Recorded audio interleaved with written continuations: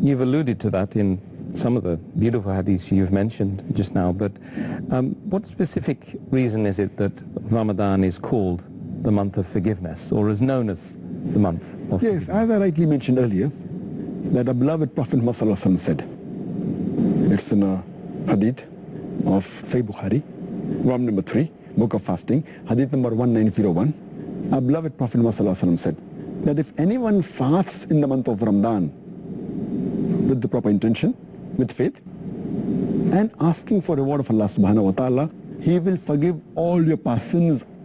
And this message is further repeated in the Musnad Ahmad, volume number 3, hadith number 11524, where it's mentioned that any person who fasts in the month of Ramadan with the proper intention, seeking the reward of Allah subhanahu wa ta'ala, he will have all his previous sins atoned. And further it's mentioned in Sahih Muslim,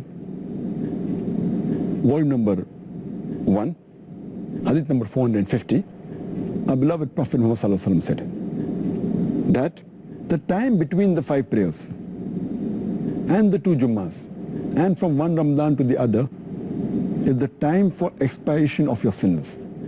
This is the time where you can have all your sins forgiven.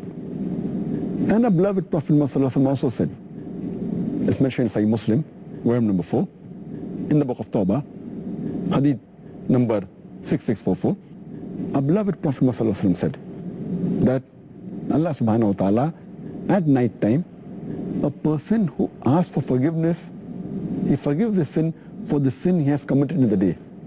And Allah subhanahu wa ta'ala, in the daytime, He forgives the sin for a person who asks for forgiveness for the sin he has committed at night.